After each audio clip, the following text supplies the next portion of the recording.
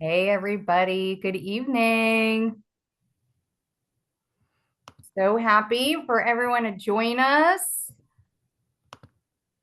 We are going to give a couple minutes, right, for everyone to kind of get settled and get logged in. So happy to have everyone. You can certainly stay, not off camera, comfy on the couch if you like, or if you want to share your face, that's fine too. But happy to have everybody. Hope everybody had a good happy MB2 hunting kind of a day, right? Yes. It's always a good day when we find MB2. Hi, Dr. Malka. Happy to have you. I'm really excited. We have some new people joining tonight, so I love that because it's always fun to have new voices and new thoughts and new questions. We're gonna give it a couple minutes. Does anybody have like a win of the day that they want to share? Anything exciting happened today for anybody? You can throw it in the chat if you want. Oh no, being quiet. No, very, very quiet. I mean, it That's is 8 o'clock. okay. We had a long day. That's good. I can do all the talking. I'm not shy.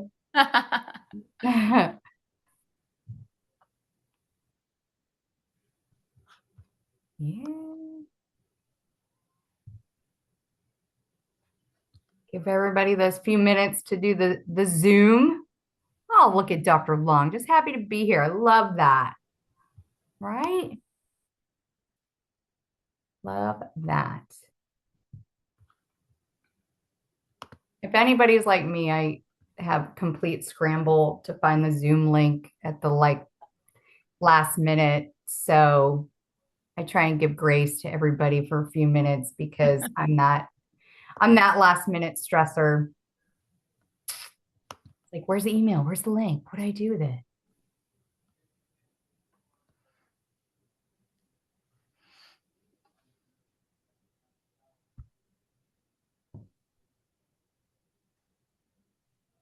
All right, all right.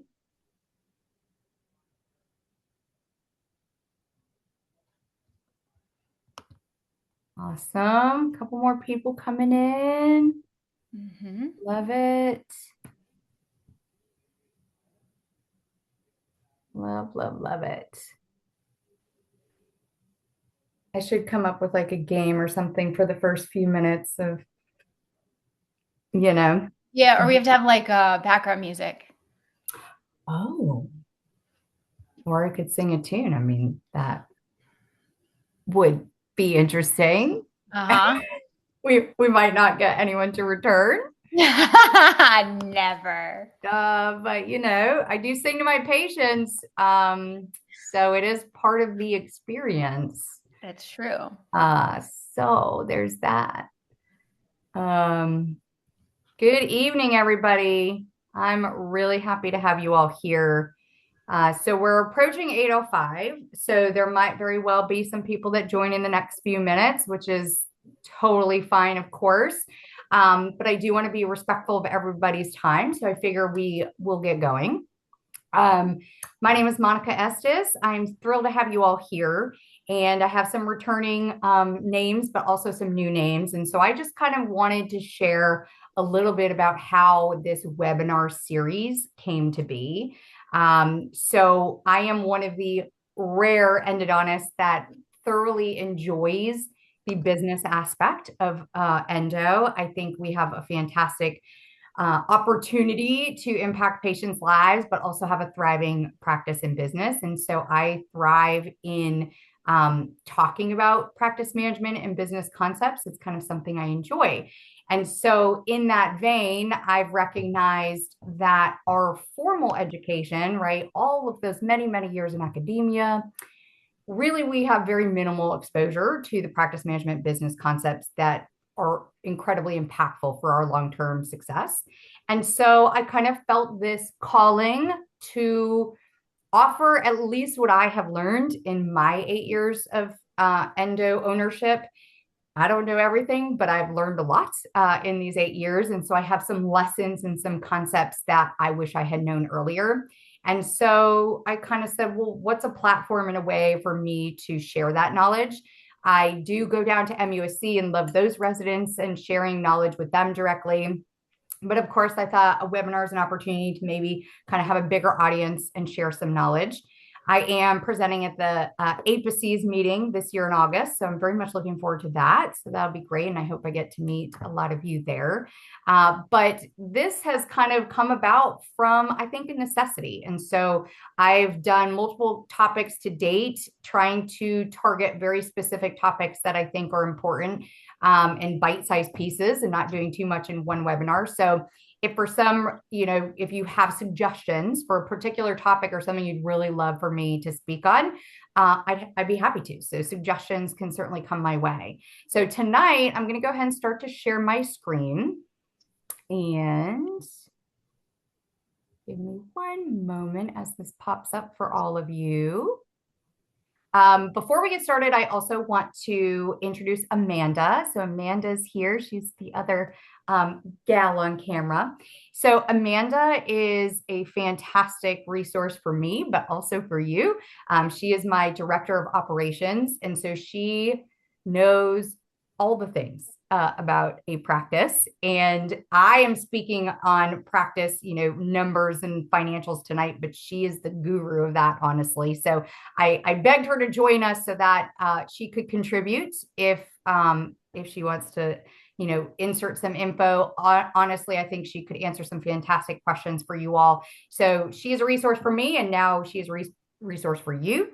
So I'm happy to have Amanda. So what she's going to do is just kind of monitor the chat. So as we go along, if there's any particular questions, of course, you can join in and ask the question or send in the chat, and we will address those. Traditionally at the end is a great opportunity for some Q&A, but feel free. This is for you, right? So if there's something that needs clarification before we move on, please put it in the chat. And we're going to have some fun. The whole point is to have a little bit of fun tonight. So please make this what you want it to be. And let's get going. So the series itself is questions to ask before joining an endodontic practice. And so this was all about, I started to have some conversations with doctors, and I found that they weren't maybe asking the most impactful questions that are going to set themselves up for success with the practice that they join. And so this is how this has evolved and developed in terms of having some really guided and knowledgeable questions that you can ask to make sure you're joining a practice that's a really great fit for you. And then tonight's topic specifically is on practice economics, right? So what are the numbers that shape your career? Again, sometimes numbers and financials and those money conversations can be intimidating, but they're really, really important, right? They're important for your success financially, the practice's success financially. And so it's important to have some foundational knowledge. And so we're going to share some of that tonight. So running a successful endo practice is a lot more than clinical expertise. I know that we as clinicians love to be all about the files and the irrigation and all of those things, and outcomes matter and all of that, but it's a lot more than that. And so we really need to have an understanding of the forces that shape daily decisions and operations in a practice. And so we're going to cover some of that today.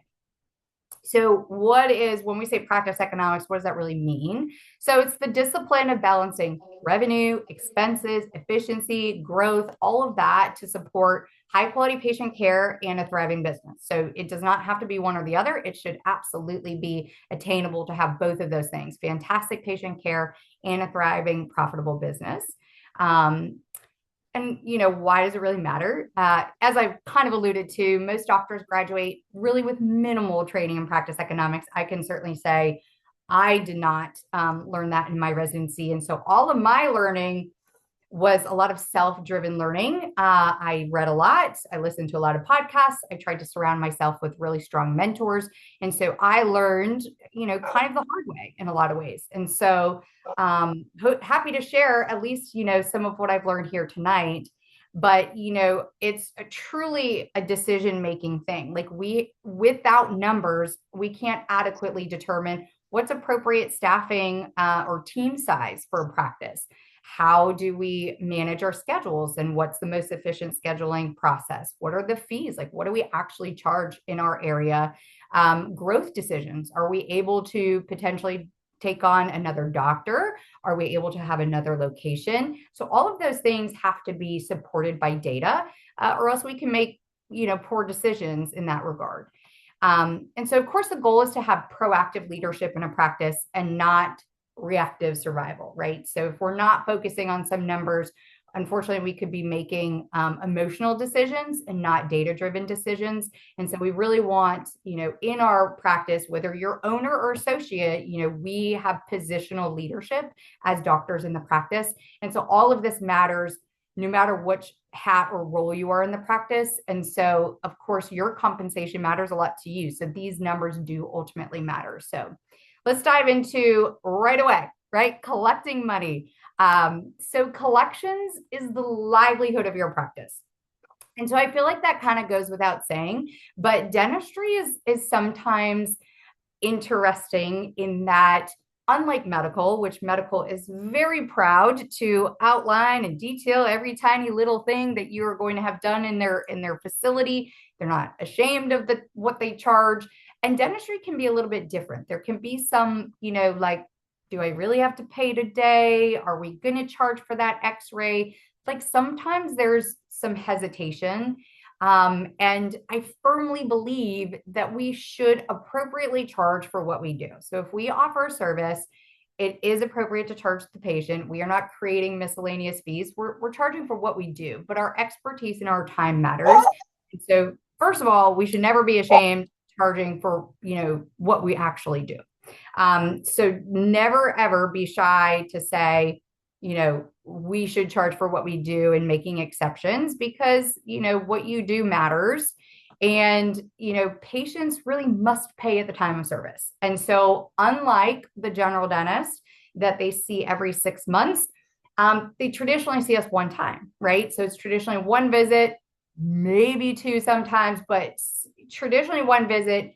We don't have that ongoing relationship. There's not really going to be another opportunity to collect the money. And so it is important for a patient to be financially prepared before they come to the office so that expectations are met. And so you really have to have a competent, trained, in our practice, we call them patient care coordinators. These are the people scheduling, checking patients in, checking patients out, and of course, collecting money.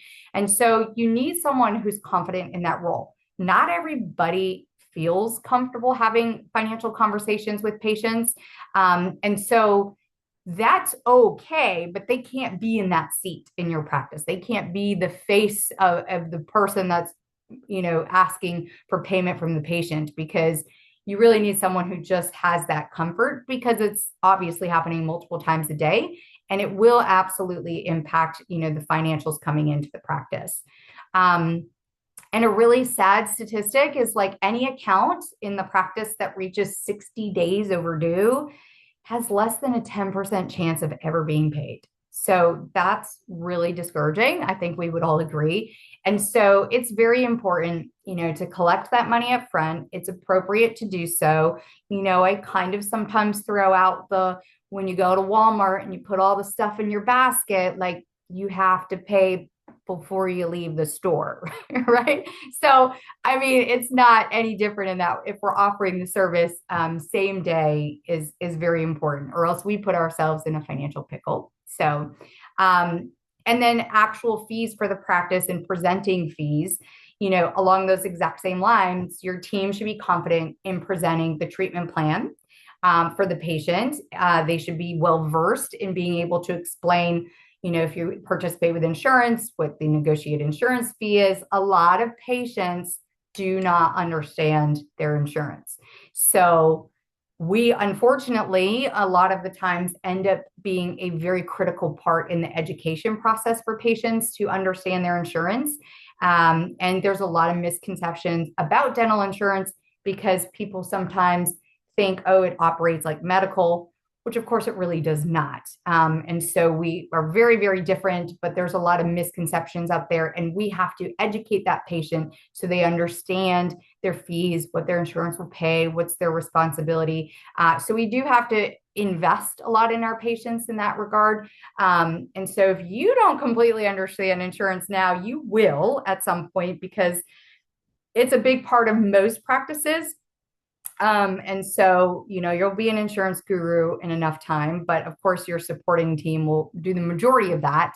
But every patient really should be completely financially prepared for treatment. So if they are in a treatment spot on your schedule, cost of services should not be discussed when they walk in the door, right? We are setting everybody up for failure in that regard, because frankly, they might not be able to afford it that day. And then you end up with this opening in your schedule that you're unlikely to be able to fill. And so it's frustration for everybody. So in our practice, it's a lot of conversation before they come, making sure they have the opportunity to ask the questions and that they're very well prepared, because we want to avoid those last minute drop-offs on the schedule, because you never get that patient or that treatment time back. And it's really, unfortunately, frustrating. And so again, team member in that money procuring role really must be comfortable and prepared. In practice, you might have a seasoned employee, but if there's someone new to that role, they really have to go through some scenarios, right? Kind of rehearsing and scripting, and what do you say when the patient says this? Because sometimes patients ask some very complex questions, and they have to be able to think through that and provide an appropriate answer. So it does, there's training on our behalf of how do we answer those questions. And so having some routine trainings with your team to make sure everybody's using similar verbiage and on the same page, really important. So uncomfortable conversations, but they're important ones. So we in our practice modify when necessary. So what does that mean? We protect our production time. So if you are in that treatment spot, but patients, based off of conversations, we communicate with patients on the phone. We also communicate with them via text. And so we have multiple modes of communication. But if there's a lot of financial questions the patient's asking, or concern or objections, then my team is very much encouraged to maintain their time of their appointment, but we are modifying their appointment to be a diagnostic evaluation or a consult, right? So even if the referral says this patient needs a root canal, if that patient is not, committing to us that they understand the financials for that day, we make that decision to protect the schedule. Certainly does not mean that we absolutely won't see that patient that day. And if they, if finances do get sorted out, that we very much can accommodate them and work them into the schedule. But it is important that if we get those kind of feelings that maybe this patient might not be prepared on the day of, then it behooves us to alter that before they come. And so we do that often. And, patients are none the wiser, right? Because a lot of times they're going to come to the practice and they are going to do exactly what we think they're going to do, where they're like, like, I don't want to schedule today, or I don't want to do it today. And then we have protected ourselves. So I think it's important to listen to those gut feelings at times when patients are not committing clearly, and protect your schedule. So for us, a true confirmation of an appointment is not just the patient saying, I will be there. It includes, what we call it an oral health investment in our practice. So, the word copay is just kind of, I don't know. It's a phrase, but I don't think anybody loves that term. So we try and soften it a little bit, and have it be an oral health investment. So that is included in a true confirmation for treatment in our practice. And then truly, we have to have financing options. So we must make it easy for patients to pay. The average American is largely unprepared for any emergency of $1,000 or more. So the majority of people do not have funds like that at their disposal. And so we have to be able to make it easy for patients, because when is endo not an emergency, right? That is the business that we're in, is emergency and pain and all of that. So we have to be able to present patients with options. And, in America, it's not exactly how much it costs, but how much does it cost today? So we have to be able to have some very clear options for our patients. It's important to have them displayed in the office, have some literature available. Before our patients come, they get links to different financing options in our practice. And really, we never know who the financing options are needed for. So what I mean by that is, patients aren't always going to share with you why they're hesitant to pursue treatment. And we should never make assumptions on who needs financing and who doesn't, because, sometimes you have that patient that comes in, totally put together with the new Louis Vuitton and all that, but finances are very concerning for them. And not for somebody else. So we should never be making judgments on who needs to know financing. And so by just having it be a part of our knowledge for all patients, then everybody gets exposed to it. And that's the most appropriate thing to do. So what are some options? And this is what we offer in our practice. So if somebody wants to pay with cash, we do offer a 5% discount because cash is king, right? Personal check. So older patients love a personal check. It's just their preference because they've done that for many years. Of course, there's the risk of a check bouncing. So it is nice if you do have a population that likes to pay with a check, you can have a check scanner in the practice that can verify funds immediately. So to not get into a pickle with cashing in having an issue. But the older patients really love that. Of course, credit cards. I think we could go back and forth about processing fees and whether or not to include them. But I would say, do we go anywhere anymore that the 3% is not on everything, right? Every restaurant, every hotel, it's there. And I think patients, for the most part, expect it. If you're very against it, then you really should be kind of bolstering your fees to accommodate for that processing fee, because 3% of everything, has a big impact at the end of the day. Layaway option, I kind of like, for patients, obviously, who are asymptomatic, maybe they're like, hey, can I put $100 every 2 weeks when I get paid toward, my copay? Absolutely, right? Like, we're happy to do that. So some patients have liked that in the past. Care credits, like a really big option that most patients do know about. I will say that the approval rate for patients to get approved with care credit is really only lingering around 50%. So only one in two patients is going to qualify for care credit. So we have other options. So Sunbit might be something people have heard of. It is a little bit different in that it's actually a qualifying loan versus it's a credit card. But they do have 80% plus approval rating. So, for the patients who don't qualify for care credit, it is an alternative. And then the newest one in our practice that we've used is what's called Cherry, and patients have loved it. So we have a lot of patients going to Cherry these days. Again, this also has 80+% approval rating. It can offer 6 months for qualifying patients. And so it's been a very nice option. So there's not, any one of these that you have to do, but I do think being able to present to your patient that the practice has multiple things to offer is very encouraging for a lot of patients. And I would say, in my opinion, if someone applies for Cherry and they don't get accepted when we know it's 80+% approval rating, and then that patient might say, well, can I create a payment arrangement with you, right? So like me in the practice, then I'm turning into a bank, and I'm not a banker. And if Cherry didn't approve you and they approve most people, then that's a humongous risk for me, right? They might have all the intention in the world, but we have to kind of trust data again. So I would be very hesitant to make payment arrangements with patients because they don't always work out the way we hope or in our favor. So in our practice, we also use a credit card on file. So we place a credit card on file for any remaining balance after, like if a claim is processed through insurance, if there's a balance. And so again, this is pretty standard. You go to a hotel, you put a credit card on file. Some patients don't love this, right? They feel weird about it. And that's okay. We have to explain the why, right? We have to explain to the patients the why.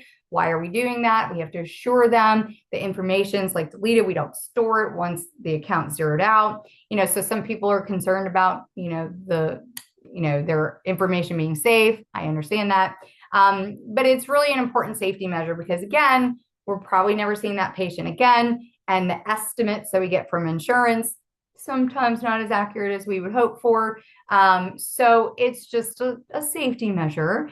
Now, if you have a patient that's like, no way, Jose, not doing it, then, in theory, that patient should pay in full, and the insurance can reimburse them. So if you don't want to do that, that's fine. We'll collect on our end, and then we can have the insurance pay you for any amount that they're going to issue payment on. So it's becoming more and more accepted. I will say we started this years ago. And I think at the beginning, there was much more pushback from patients. And now that's kind of where the world is going to. And so for the most part, we don't get as much pushback as we used to, which is great. Of course, really important to have documentation, right? So we really need to protect ourselves with all of the appropriate documents. So we need to have every single patient sign the treatment plan in their record. So the line by line item, the estimates, they sign it, we put it in the record, they get a copy of it. We need to protect ourselves. If a patient were to walk away and say, well, I never knew that was going to be the cost and I didn't sign up for that, or whatever, just documents matter. So sign treatment plan. Every practice should have a financial policy acknowledgement, right? So they're all pretty standard, but you have to have everybody sign it to say that they understand it is their responsibility. And then, it is also important to use the word estimate. So as much as, like I alluded to, we want to be able to rely on the information provided by insurance companies. Sometimes it's not accurate, and it's not always like the insurance company's fault. We might call on Monday, they process a claim from the general dentist on Wednesday, and so the estimate that was given on Monday has changed because the patient's benefit maximum has been reached, et cetera, et cetera. So things can certainly change, and so we have to make sure that we are giving them a good faith estimate on our services, but knowing that it is an estimate. So we have on the screen here just an example of a financial agreement. So, we have the patient, you'll see, right, there's certain statements. We have them initial them to say that they've read them and they understand them. You will see the word estimate, right? Bolded, underlined, in there a few times. The reason we do that is because if there is a balance, patients are like, well, you told me it was going to be $200 and it's $310. You told me. So all they remember is the number. They don't remember that word estimate.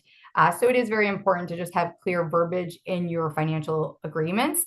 And again, it's all about patient education, coming at it with compassion and empathy, if they do have questions or concerns. But I will say, making sure you have appropriate documentation is really important. So let's talk a tiny bit about if you are a network, right? What does that mean? How does claims play into all of this? And filing claims quickly is really important, especially in our world where we know for the most part, we're doing the root canal and a crown is coming shortly thereafter, right? So the average insurance policy maximum, unfortunately, hasn't increased dramatically since the 80s. So what $1,500 got you in 1980 and what it gets you in 2026, unfortunately, is very different, right? So most people's policies will cover, the root canal, maybe part of the crown, but certainly not both. And so if people have more extensive treatment plans, their maximum can be reached. And then at that point, everything is out of pocket for the patient. And so making sure that we are not lagging on filing our claims, because it's unfortunate that if we estimate insurance to pay, but the crown gets processed first, then they're going to pay nothing on our root canal potentially. And then we're chasing that patient for a balance, which is not easy, right? So making sure the claims every day, right before everyone goes home, those claims are filed same day is a very good practice. And, daily audit, right? So before everybody leaves, there should be some checks and boxes to say, we did our due diligence, the claims went out. So just kind of a traditional protocol and practice. We're going to pivot a tiny bit to talk about fees. right? All this financial talk.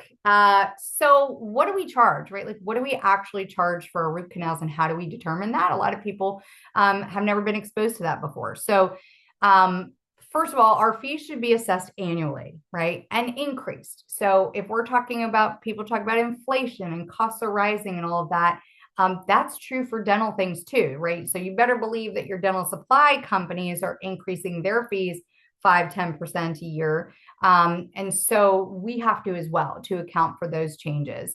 And so being aware that you have to revisit and look at your fees on a routine basis and not keeping the same root canal fee for a decade, really important, because your profitability is going to shrink, and you're going to have some challenges if you aren't increasing fees.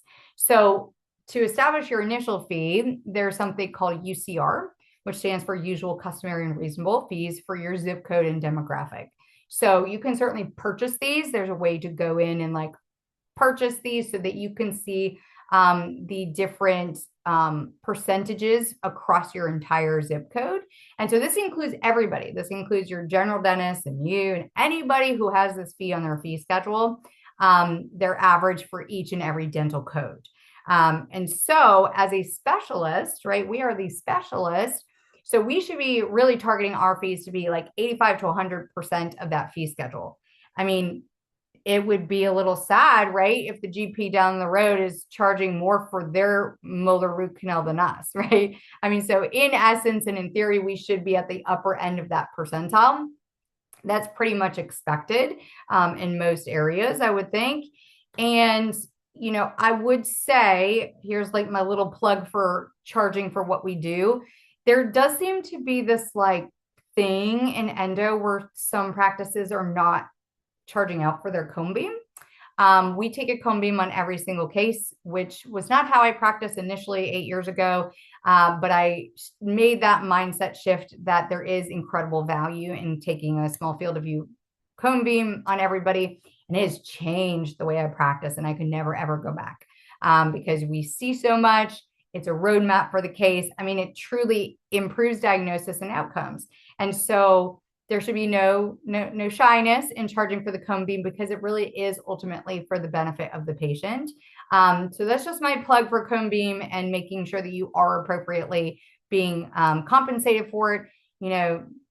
It's an $80,000+ unit.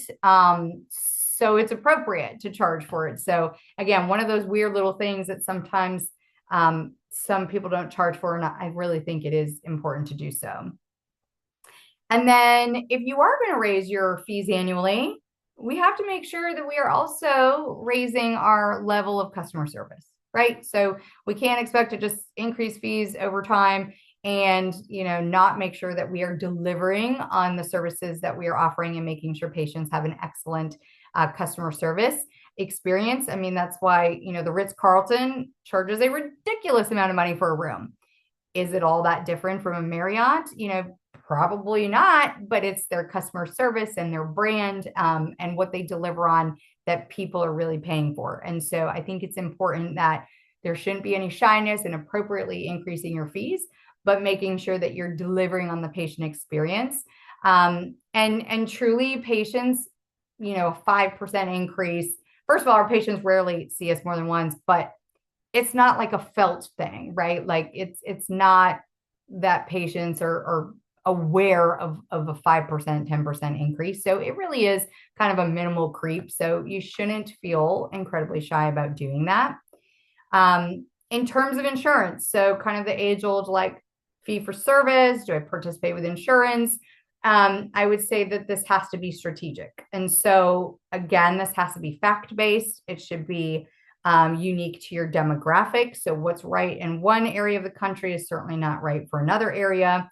But let's say in your market, most general dentists happen to be fee for service, right? So no insurance participation, then your patients will expect the same from your practice because that's what they're accustomed to. Conversely, if you're in an area where most dentists are in network with a fair amount of insurances, then they also will prefer an in-network specialist. So again, this is going to be kind of area by area across the country, but there are some demographics where people will be, in essence, kind of forced to participate with insurance because of the level of participation of patients in that area. And so it's not a bad thing if you do it very strategically. And so if you do participate, you have to do so selectively. This is not just like enroll with every company, under the sun, because, you're setting yourself up for some very poor reimbursement at times. And so being strategic in that, what happens is you go and you have these conversations with individual insurance companies or what are called third-party administrators. So they're like an umbrella. And under this umbrella, they have multiple companies, right? So if you enroll with, say, Zealous is one of them, and they have like 50 something companies underneath them, the fee schedule that you negotiate with Zealous applies to all of those, subsidiaries underneath them. And so you negotiate one fee schedule, applies to lots of them. So you're technically in network with a lot. But if you negotiate very strongly and heavily and got a good reimbursement rate, then that applies to all those companies. So it's important to do your due diligence and homework to make sure you are getting the best deal, if you will. And so traditionally, insurance companies, you'll submit your fee schedule, they review it, they send you a proposal of like, well, we will offer this. And so usually you're calculating, well, what percentage of my fee are you meeting, right? So if my root canals, say for easy math, $1,000, wouldn't it be nice if they paid $900, right? So you're only writing off 10%. So that means every single patient who has that insurance, we can only charge them or be reimbursed off of that $900. So in essence, they're getting a 10% discount.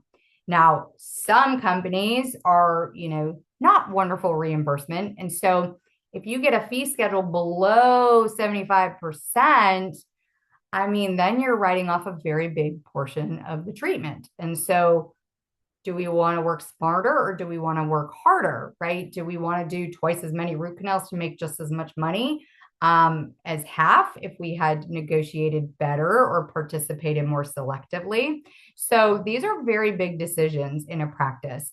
And if you are joining a practice, these are very important questions to ask. What do they participate with? What is their average insurance write-off? Like, because you're getting paid traditionally off of either collections or adjusted production.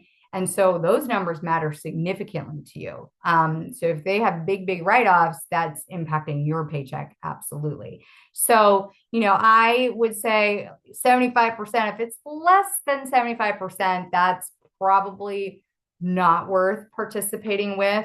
The only exceptions would be is if you have like, say, a really big employer in the area. So like in Charleston, we have Boeing, huge, right? Employs thousands and thousands of people. And if they're in with Delta Dental, which they are, Delta Dental doesn't have the greatest reimbursement, but then you're missing out on an enormous portion of the population. And so then you get to weigh all of these things of whether it's worthwhile to participate or not. And certainly what we also have to remember is that participation with insurance has all kinds of team commitments, right? Somebody on your team has to verify their insurance, contact the patient with their quote, process claims, all process billing and all of the things that go along with it. So it's a big administrative burden. And so you have to understand it's not just the cost and the fee reimbursement, but what does that cost you from a team standpoint to process all of that? So it becomes one big kind of math equation that you really have to make sure you're sorting through for to make sure it's appropriate for the practice. And so if you are joining a practice, these are really important things to consider because it has a big impact on you and your pay. So in that vein, that might seem like, oh my goodness, like I don't know how to negotiate with insurance companies because that wasn't taught in school. And so fortunately, there are people that in services that can do this on our behalf, right? So the insurance negotiator. So what does that person do? I have used one since I've opened 8 years, and I use them for the project routinely to reinvent our fees over time. But this person will do a full evaluation of the demographics, the fee schedules, They will negotiate directly with insurance companies on my behalf, right? Like I don't have the time and the hours in the day to be like going back and forth and, asking for more reimbursement and doing all this behind the scenes. So that's what they do for you and offer it. Not every insurance company will negotiate. Some have flat rate fees, like Delta Dental, for instance, but there's still a lot of negotiation opportunity with many companies. And so this person can do that on your behalf. And then they also contract your contract terms. So when you sign on with an insurance, you're signing on for a contract, like a 2-year period of time where these fees will be what you offer to all patients with that plan. And you really have to be mindful of, okay, well, when does that contract end? Because then it's an opportunity for you to renegotiate and get new fees and new terms.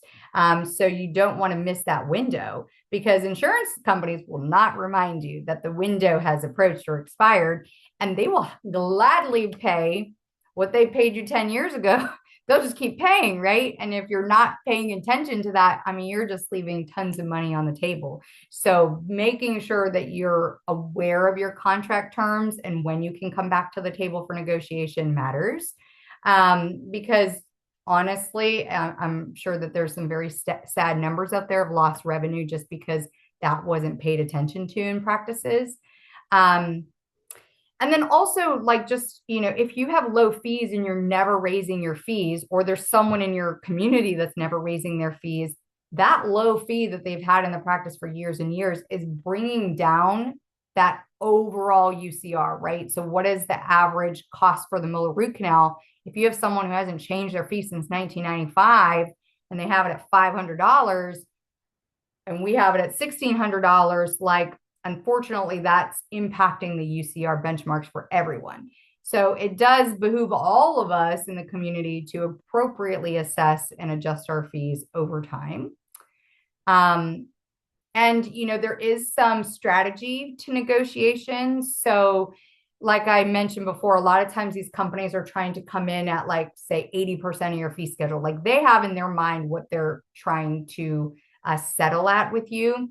And so I have found in the past that, like, I've pushed really hard on certain codes. So they're going to give you a fee schedule for, like, every code under the sun. As a specialist, it's a much, we're only focused on a few. And so if I know molar root canals is a big part of what I do all the time, then I might push very strategically to get that particular code reimbursed at a higher rate. Say that's at their 90th percentile.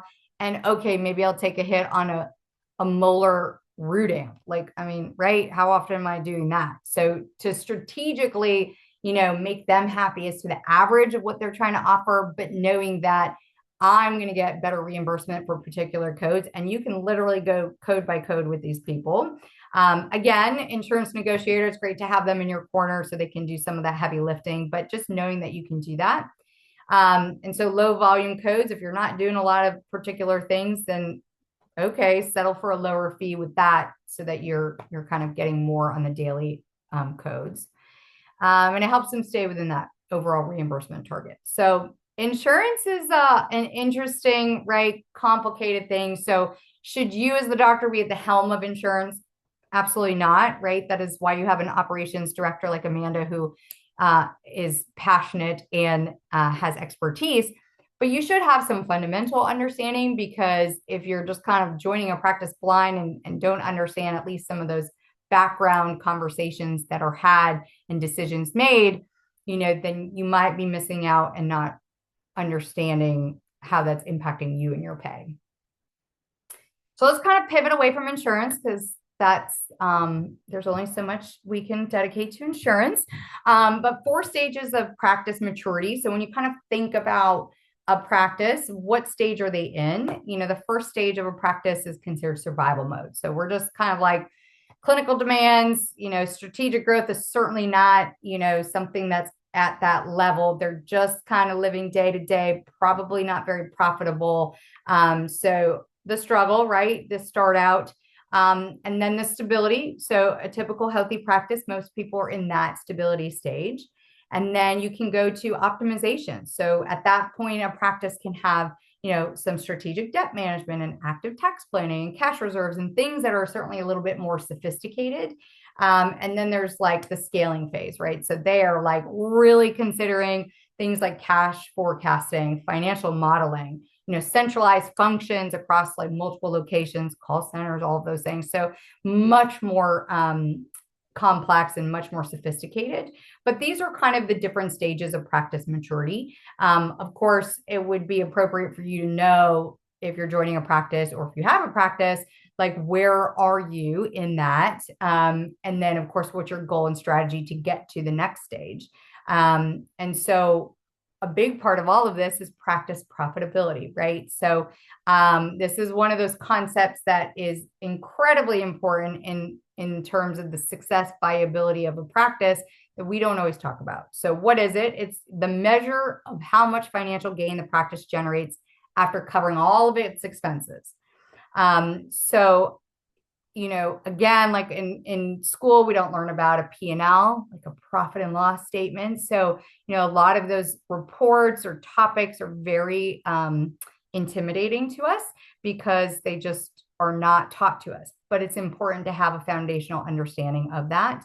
And so profit in and of itself creates some margin, right? So, and some margin creates some freedom and opportunity. So, we should be striving for clear and consistent profitability in a practice. And a similar concept you might have heard of was called EBITDA, which is a very commonly used term for dental practices, but all businesses as well. It stands for earnings before interest, taxes, depreciation, and amortization. Woo, right? So no wonder we call it EBITDA. But it's a financial metric and it's used to evaluate a company's operational performance, right? And it takes out the impact of individual companies' choices of financing and accounting decisions. And so this is the number that's going to be utilized if and when a practice transition happens, right? So if someone's selling the practice, buying the practice, like this is the number that's scrutinized and determined for appropriate sale price and purchase price and all of those things. And so really at the core, it's telling you what is the operational profitability of the practice. And so this is a concept that you will likely hear over time. And it's important to have a foundational understanding because this is how all business transactions occur. And so whether you're hoping to buy a practice one day, sell a practice, like this is a core concept to understand. And so when we talk about, well, what are the targets? Like what should I be striving for? A net operating profit before we consider any doctor pay, ideally is at about 60% of collections. And I'll give some examples here. And then net profit after or considering doctor pay, we're looking for like 20% or more. So for $1 million practice, you would really love to have $200,000 more in profit after all of your expenses for the practice are made. So having strategy to say, okay, well, I want to have this much production, this much profit. That's how you start to build out schedules and templates to reach those targets. And so we really shouldn't be going into practice and just, I want to do 4 cases a day. I mean, there should be some thought as to like, well, what am I trying to reach? Targets, goals, profitability, that should be factored into decision making for scheduling for sure. And then a healthy EBITDA after owner pay is usually about 20 to 25%. So these are some percentiles that we should be aware of. And we're going to talk a little bit about cash flow. So what does cash flow mean? So, I mean, it does seem, well, cash, right? But it refers to the movement of money into and out of the business over a specific period. So sometimes you look at a statement and you're like, oh, well, we had $200,000 in revenue this month, but that doesn't mean that you had $200,000 of money coming into the practice that particular month. And so it can kind of be a weird thing to get your head around because you think that they should be one and the same, and they're not. And so cash flow can be a little bit tricky, but it really shows how well a company generates cash to pay for its debts and its operations and its growth. And so, you certainly want to understand where is your cash coming in and going out per month? What are fixed expenses? What are variable expenses? But having a handle on cash flow is really important. And so, of course, people are like, well, how do we increase, right? What do we do to increase? Of course, I think it goes without saying, if you could increase your profitability, you should have increased money, cash reserves in the practice. Revenue. So revenue is production, right? Like what is produced, not the same as profitability. Those are different concepts. So remember, profitability is your revenue minus all of your expenses. So hopefully your expenses are not equaling your revenue, right? Because if you have just as much as expenses, money that's coming, being produced in the practice, then you have no profitability. So you have to kind of understand the nuances of those terms because they make an enormous difference. If you have debt, you can always kind of refinance your debt for lower monthly payments and interest rates, better interest rates. So there's a lot of strategy of ways to say, like, I want better cash flow, and there's lots of ways to go about it. Certainly, it's important to consider your personal income and spending, right? There's this thing that, we as humans, we make more money, we spend more money, right? And so it tends to be this creep of like, oh, well, I made $1,000 more. And so now I'm buying more shoes, whatever that might turn into. But it's important to not always raise the bar of your cost of living just because the practice is potentially having higher revenues for a period of time. So being mindful of your spending and not just increasing how much money you take home if you're the owner doctor, that can get you into a lot of trouble. Tax planning is huge, right? So like we don't want to pay 40% to Uncle Sam. Like that's no fun. So there's a lot of very strategic ways to mitigate our taxes legally, of course. And so tax planning is important. And then we can leverage debt or line of credit for like if we want to invest in a project, which is going to have a high return on investment. So say we want to do a satellite office and we've done the math and understand that there's opportunity there, then understanding that there's appropriate use of debt to achieve, a high return on investment for different projects. So these are all specific ways. And so, of course, some of this applies to like practice ownership, but a lot of this can be kind of personal considerations as well.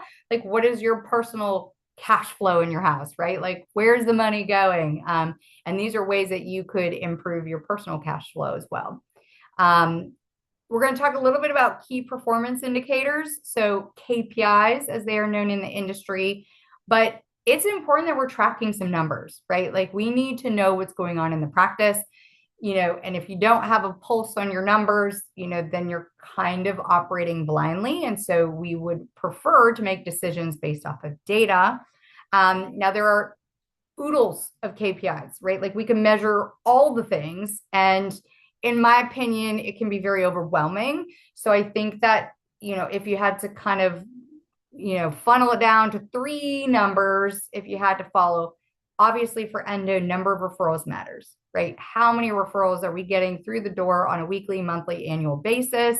Are those trends increasing? Are they decreasing? Are certain doctors performing better? Or are certain doctors dropping off? Like you have to have a very clear and clean understanding of your referrals because they're the lifeblood of the practice. Obviously, production. You need to know how much revenue is coming in. And then, of course, collections and production should be almost one and the same, right? So a practice should have a very strong collections. The target's 98% of your production or more. And so what does that mean? If you have a contract with a practice and you're getting paid off of collections, well, you really need to understand what is the collections rate for that practice. Because if they're not at a high 98 percentile of collecting, then you're only getting paid on what comes in the door. So if they never collect the money, neither do you. So you have to understand their billing processes and their collection rate historically. And if you join a practice where you're getting paid on adjusted production, well, that's much better, right? Because the practice is paying you for what you did no matter what. And no matter if they have a billing snafu and they don't collect on it, they have to eat that loss, whereas you got paid for what you did. So you really have to, have a clear understanding of how your contract is written. And if it is collections based, what are the stats for that practice? And then expenses, or as we call it in dentistry, overhead. So what are our costs on a monthly basis? And so if we're talking overhead, we should be grateful that endo has the lowest overhead in dentistry. So fortunately, got to purchase cheap, right? So we, for the most part, have low cost overall. We don't have to invest in implants and a lot of the very expensive armamentarium that's out there. And so traditionally, we are aiming for 42% or less of our overall revenues per month for an overhead percentage. And I'm going to break that down further for you. So if we think about it, just math, right? If we can reduce our overhead expenses by 1%, that's a 1% revenue increase, right? So if you want to increase profitability in a practice, you're either raising your revenue, decreasing your cost, or hopefully both. And so, understanding how much you're paying for your dental supplies and if there's opportunity to reduce those costs are really important moving forward. And so if we talk about specific categories, these are kind of some standardized numbers that you could assess a practice for. So team payroll and benefits. So how much are you paying your team? Should be about 15 to 20% of your revenues. Dental supplies should be less than 8% of your revenue.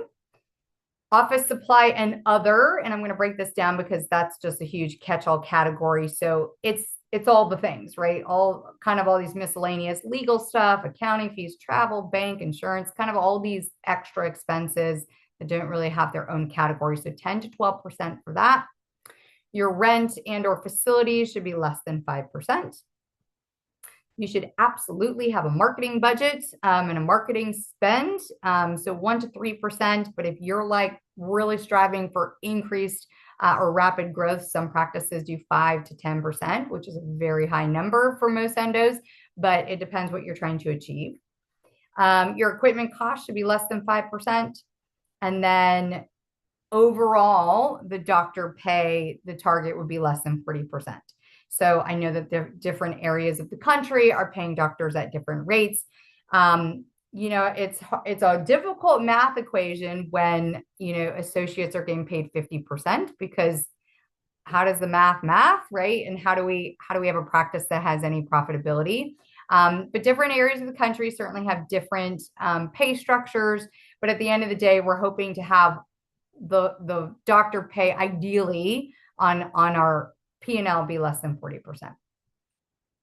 So let's talk about how do we know, first of all, how much supporting team we should have, because our payroll expense for our team is the highest number, if you recall from the last slide. And so a really good number to recognize is $325,000 in revenue per supporting team member. So example, of course. So let's say we have a practice that does 1.3 million per year. So we would take the 1.3 million, divide it by 325,000. And what's that telling us? Ideally, we have a team of 4. And if you really wanted to push it because it's 4 point something, you could have a 5-member team max. But your hiring targets for your team, the size of your team, what's an appropriate size, has to really strategically be thought through, because you could have a team of 10, but if you're doing $1 million, then that honestly is not a good financial structure for the practice, because there will be erosion of profitability. So understanding kind of this basic number, I think, is helpful for people to recognize what's an appropriate team size. We're also very lucky. Endo tends to have the smaller size teams, right? We don't need a big team. And so that is always in our best interest.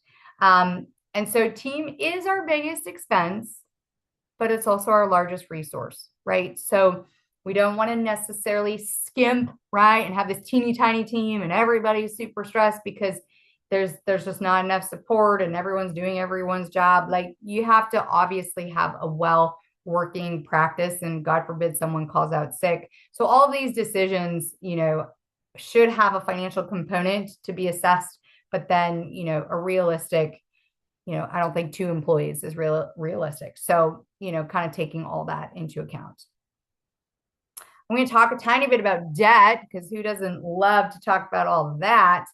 But, really there should be routine evaluation of your overhead. And can you identify possible areas to decrease your expenses? There's a lot of opportunities, but you have to be looking for them. And so, for instance, your dental sales reps, the people who are coming in, selling you their files, sending you their wares, like they have intense ability to negotiate. So they might say it costs this, but I promise you it costs whatever y'all decide it costs.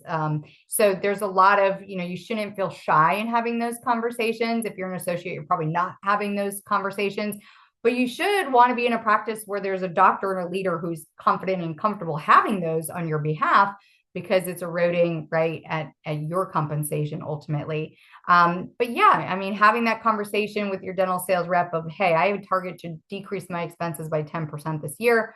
What can you offer? What can you do? And these are conversations they have all the time. So it's not abnormal in the industry. Certainly banking fees, right? You can, with a good relationship with a banker, they can be negotiated. Things can be refinanced. You can kind of get certain things changed for your benefit, but you have to be willing to open the door and have those conversations.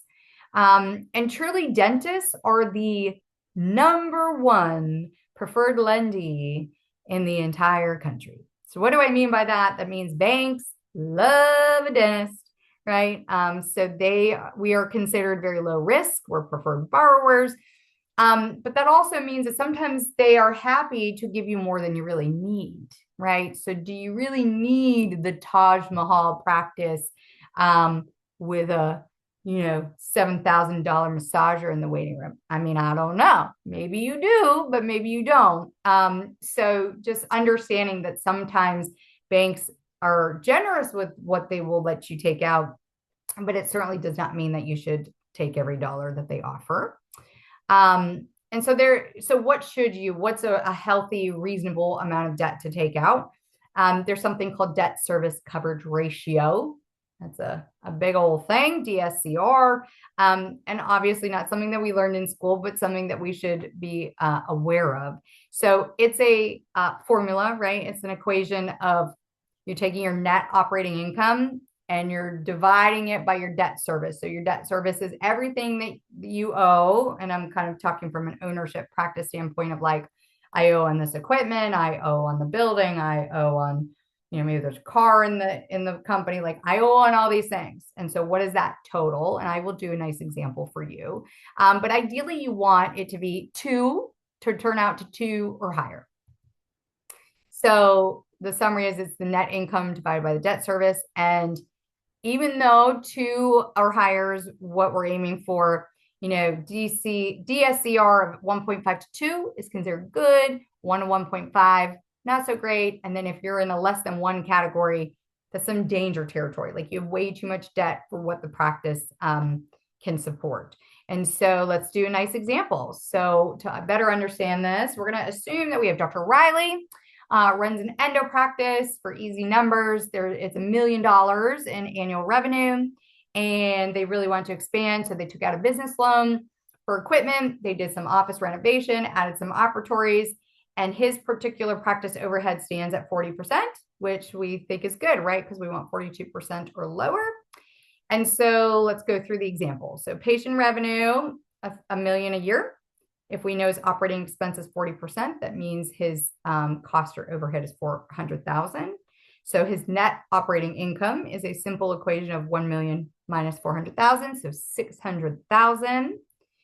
And for his loan details, it just so happens that the calculation on that is that his monthly interest and principal payment is $30,000 per month. And so that means an annual debt service would be that amount times 12. So 360,000. And so let's see, what does that turn out to be? It's 600,000 divided by the 360,000. So it's 1.67. That's what that number turns out to be. So it's not at that optimal 2, but it's a safe position. And, it's helpful to know what banks are looking for when they're talking to you about loans. Banks are looking for like 1.2 to 1.5 as a minimum. And so he certainly would be above that bank requirement. He would probably be considered a low risk borrower, but he also should be aware that he shouldn't be considering future, debt, because he's in a good place, but doesn't want to go any lower.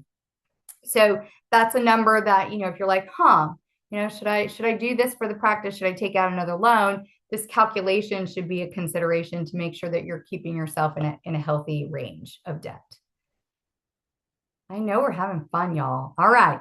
So capital management, some of these topics are just like a bit intense, but they're so important. So we're going to keep going. We're going to talk about capital management. What does all that mean? It's basically, do you have enough cash for your operations, for your growth, for any unexpected risk or things that are happening in the practice without overusing debt, right? We talked about how we don't want to overuse debt. And so we want reserves, right? So, and this is kind of like, when people are like their emergency fund and saving personally, the practice should be doing the same thing. So you should have some 2 to 3 months of reserves in the practice so that if anything unexpected happens, we have some cash, we have some funds, maybe it's a line of credit, but we have a way to navigate through that, because that's not fun when you are in a position where you look at a bank account and someone's concerned about meeting payroll for their team. So we got to have some planning. And so cash itself should be a nice 1 to 1.5 months worth of expenses. So your daily and monthly expenses, right, can be averaged out, and you should know what those are month over month and make sure that you have some cash to address those. And then of course this helps for like, well, what are we doing in the future, right? I mean, maybe we're super excited to grow and we want to expand and we're going to do some fun marketing endeavors, but like you have to have the foresight to plan for that. And we need to invest intentionally. You can't just throw money at something if it's not appropriate for the practice.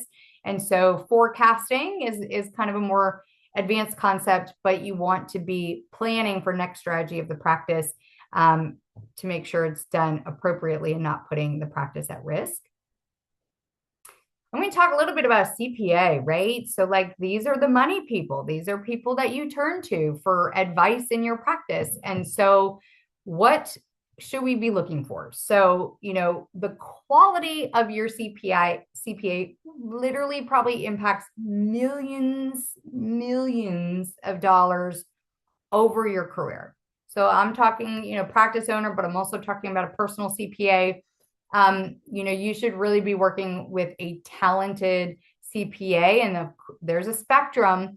And so I will say, and I'll give some tips as to what to look for, but number one, like monthly reporting should be timely and actionable. So what I mean by that is, you shouldn't be working with somebody who gives you your practice numbers annually. I mean, that's frightening, because then you have no idea kind of where the practice stands month over month. And if something's changing or there's a new risk or something along those lines, if you're not looking at your numbers routinely, then your reaction time is unfortunately going to be incredibly delayed, and the damage to the practice might be substantial. So you need to work with a CPA who is giving you these, right, reporting financials, P&L, and what are called balance sheets. Like they should be giving that to you so that you can review and take appropriate and early action in the practice. Now, this is also true for like personal, right? Like you should have a foundational understanding of your personal finances, any trends there, so that you are being actively involved in budgeting and planning in your own life. So applies to all. And I would say in this regard, you should really choose expertise over friendship, right? So there's some people that are like, well, my Uncle Joe, he's a CPA. I'm just going to work with Uncle Joe because I love Uncle Joe. And I see him at Thanksgiving. You can love Uncle Joe, but if Uncle Joe does not kind of meet the criteria I'm going to talk about next, like you should really choose your relationship with a CPA very carefully. Because there's so many people that like want to honor these friendships that they have, that they're losing millions of dollars over their lifetime just because they don't want to upset Uncle Joe. So, we can be tactful in our decision making, but what should we really be looking for?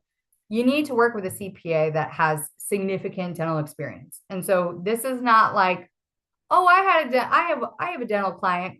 I have a dental client. That's not what you're looking for. You really want someone that understands the nuances of our industry and the metrics and the numbers that I've talked about earlier in the presentation. They need to know those industry benchmarks. They should be talking to you about, oh, hey, your staffing payroll costs are elevated. Like they should be a sounding board and they should be giving you advice. And so it has to be someone that really understands the industry.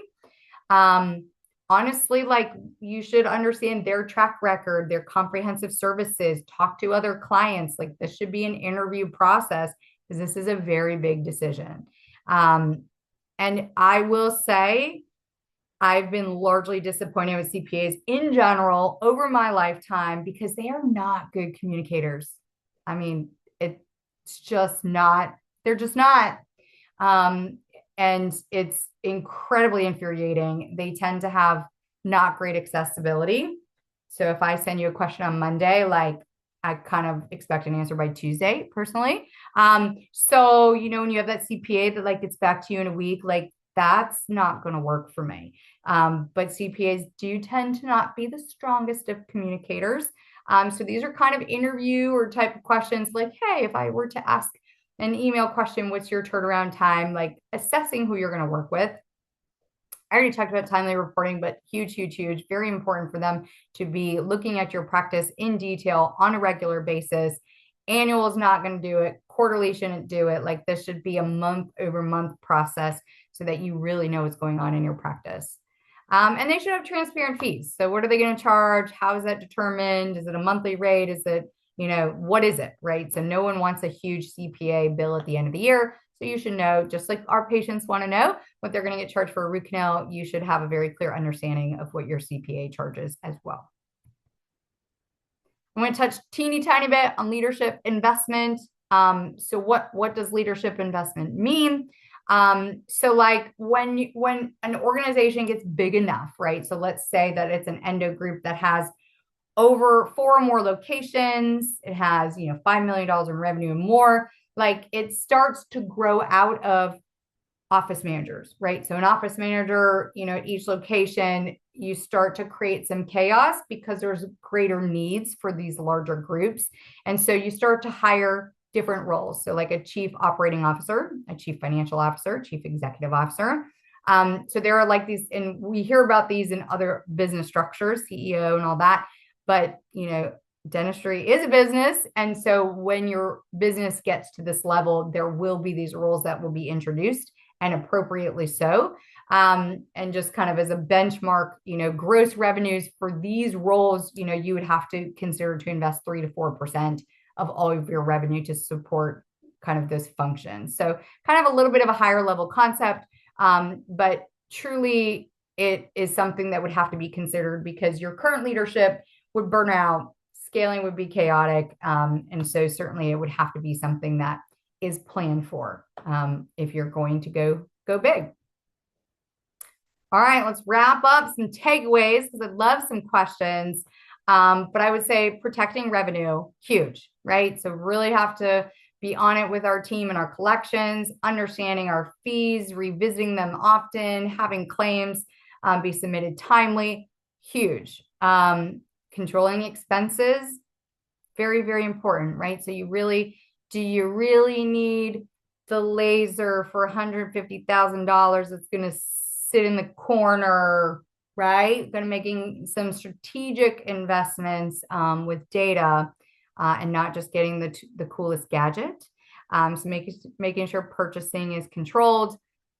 And then really making sure the practice is building some resilience, right? We want to have cash flow, reserves, smart debt. And so kind of thinking through profitability targets, future planning, all of those things are just really important for a successful practice.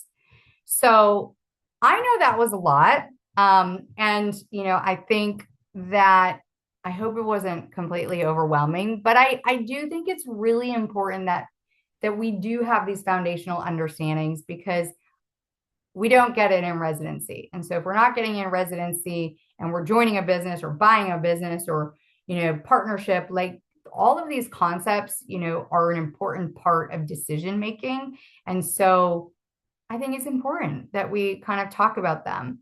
I knew that was kind of a drink from a fire hose, presentation because there's a lot of topics covered. I'm more than happy to kind of revisit or dive deeper into any of them. But Amanda, do we have We any? do. We have a Oh, I couple love it. questions in the chat. They just rolled in. I'm excited. Woo! So, Dr. Long asked, do you have a preferred method for looking for a CPA? His father is a retired CPA and has mentioned word of mouth, but he doesn't have any exposure to the dental world other than looking through me. Yeah, so it's not easy. I will tell you that. As I express my frustration, I have gone through like four CPAs since being in practice. So just being candid, because I do get frustrated with they kind of pitch to you, oh yes, I know dentistry, and then you get into and you realize like they're just not as savvy as maybe they presented themselves to be. Um, so I think word of mouth is nice, but are we talking about word of mouth like from your dad, or are we talking about word of mouth from other dentists in the community who can vouch for I've worked with this agency for a long time and speaking to some of their clients. There's also like some of you might have heard of like Kane Waters and Associates. Like that is a CPA strategy agency that is dedicated only to dental. So they have totally created an entire CPA organization based off of dentistry. So they are very well versed in that regard. So I wish I had a perfect answer as to like where this magical unicorn of a CPA is. But it has been a frustration of mine over the years. And so I have yet to find the unicorn. I'm currently in a good place and happy with who I'm working with, but um, I don't know, certainly not a one size fits all for everybody, but I would say choosing them slowly, right? Like going through a legitimate interview process with them, talking to some of their current existing dental clients, asking very intentional questions about how they're going to communicate with you, what are they going to offer. So, I mean, it's a process, but I would be very hesitant to just take like, oh, like we live in Somerville, so I need to work with a CPA in Somerville. Like I don't know that the local CPAs always have kind of that level of dental sophistication that we're looking for. And so your CPA can do anything from anywhere, right? So if you find a really talented somebody in Chicago, like that's fine, right? Like most of what we're going to do is email or phone communication anyway. So don't feel like you have to do that kind of community thing because it's really not necessary. It's more so experience and talent. Yes. I would also say if you work with a practice or choose to work with a practice that partners with the consulting firm or a leadership organization, or you attend an event like a Crown Council event or Women in DSO, a lot of times they have a ton of tools at events like that that are geared towards dentistry in general and are generally have a ton of clients in the room. So it's a great opportunity to really get some information on from multiple people at one time. So networking can always be beneficial. That's right. Dr. Malka said, from a efficiency standpoint of view, how do you approach non-surgical retreatment, as some of these cases consume time and some need multiple visits? I'm not sure if the reimbursement is higher. So retreatment fees are higher than initial root canal treatment. That's very standard across the board, because of course there is usually more work, more time, more labor. So yes, the fee will be higher. Um, it's not dramatic, but I'm trying to think like we might have a root canal for 1,500 and retreat for 1,650. So like it's maybe a couple $100 higher. But making sure you're also appropriately, like if you're removing a post, that's a whole other fee, right? So post removal code should be in there. Unfortunately, some insurance companies just say it's part of the retreat, and that's infuriating because it took you 45 minutes to get it out. But I digress. But just making sure that you are appropriately treatment planning and charging the codes for the whole retreat. But yeah, they can take more time. I would say that am of the mindset that I still do my retreatments most of the time in a single visit. so I think how you think of that is impactful. There are some people that every retreat needs to be 2 visits because they firmly believe in calcium hydroxide in the tooth and blah blah blah.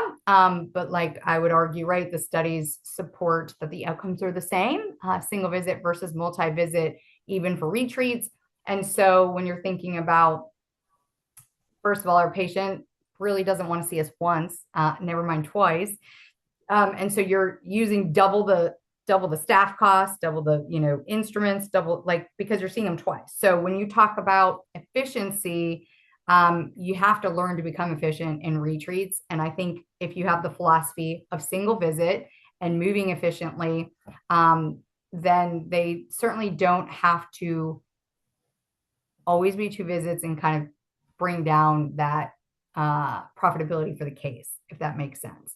So I think retreats can be just as efficient as an original root canal. And the more you do, the more experience you'll get. You'll have that comfort level of working in those cases as well.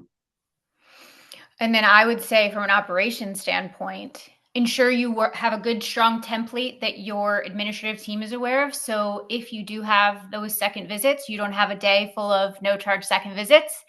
And we're ensuring we're maximizing our schedule that way. So you want to make sure, you tell your team, hey, I don't want to have a day of no charge patients. In GP land, we don't want to have a day of crown inserts. So just making sure you have a good template that your team believes in. Right. Because of course, like, I think it goes without saying, but if it takes you 3 visits to do a case, God forbid, it doesn't matter. You're getting paid the one fee. So then you're just, eroding at time and profitability for the case. Yes. Dr. Malka also said, kind of had a good internal chuckle here because we've had this kind of chat in the practice, is what is the usual range of self-referred patients? So I love that question. I would still say that it's obviously very heavily referral based. But I will say that patients are becoming really savvy consumers, right? So the day of, like, they hand you a referral, you need to go see and so, that still works for a good portion of patients. However, there are many patients that walk out, look at the referral, and the immediate first thing they're doing is Googling you, right? They're going on, what is this practice about? What are their reviews like? Do I want to go there? And so I will say that we get a fair amount. I don't know if Amanda has a better statistic for me, but like we get a fair amount of, hey, I might have got referred here, but we looked you up online and I want to come to you instead. And we as a practice have focused incredibly heavily on Google reviews because that's where the world's going. Everybody's Googling everything before they go to eat, before they do anything. And so, we're pretty proud to say over our 3 locations, I think we at this point have over 1,600 5-star reviews. Okay. So we're talking 5-star reviews and all we do is root canals. So that's not an easy thing to achieve. And so, but what does that mean? It means when they're going to Google to search for an endodontist or a root canal, all these endo practices have 20, 40, 60 reviews. And when we have hundreds upon hundreds, that's changing people's perception of where they should and want to go. And so I've recognized that pattern very early and really pushed for reviews from day one because I knew it would be impactful over time. And I wanted to just flood the market that there's no one that was even a close second to our Google reviews. So I think that should be a consideration for a practice. I mean, Amanda, do you want to comment on what you think about percentages? Yes. Okay. So it's funny because this has been a very large topic. We're constantly evaluating our marketing strategy, as you should. But it is definitely a shift in the specialty dental space. We're typically looking at originally maybe 5%, and that number is starting to creep more into the 20% mark, where we have people finding us on Google, finding our ads. So it's definitely worth evaluating. Tracking referral sources in the practice and making sure your team understands the why is a huge part of that, because then you can really see, hey, if Google is truly bringing us that many, or a mailer that we did, or something is bringing that, that's where you know how to invest your marketing funds. And that's something you should definitely be taking a look at pretty often. But yeah, we're constantly evaluating. We're talking about digital marketing strategies to make sure that, every patient that Google's root canal is finding us first. That is our goal. So, Absolutely. And like I think just in general, specialty practice is changing considerably. So it used to be like you hang a shingle, right? And you take a couple docs to lunch, and like that's the only way you get referrals. But to Amanda's point, like the consumer population is changing in such a way that we need to understand that our marketing strategy, and God forbid, you join a practice that doesn't believe in marketing or doesn't consistently invest in marketing. I mean, like that's a huge, and I had a whole seminar on marketing because it's its own topic. But you really need to understand that the tactics that worked 5 years ago for marketing not working today, and certainly won't work tomorrow. And so there needs to be some marketing evolution. Of course, AI is coming into everything, like, so you have to be in a practice that understands the science of marketing in general, has a big investment in marketing, because if you're not doing that, and consistency is the most important aspect of marketing, then unfortunately the practice revenue will suffer, and as will your pay. So marketing's huge. all right. Last question was from Dr. Long, which is a good one. How often are you dedicating time to run/review the economics of your office? Is this something you review numbers on a weekly or monthly basis? That's a beautiful question. I would say that there's probably some preference. I am a monthly girl. I don't love being in the weeds with numbers week over week. Now I say that I want to know my revenue numbers daily. Like, what was the number every day? Where are we at for the month? But like in terms of reviewing, like reporting, like the profit and loss report and those kind of things, I do tend to do that on a monthly basis. Now, I will say I know my strengths in the practice, and I know what my strengths are not. And so this is where Amanda comes in. So Amanda, as a director of operations, she lives and breathes the numbers. And so she's the one in the details, day over day, week over week, month over month. And so I am fortunate to have that person in my practice. But a lot of the times in practice, it's the doctor who's wearing all of these hats.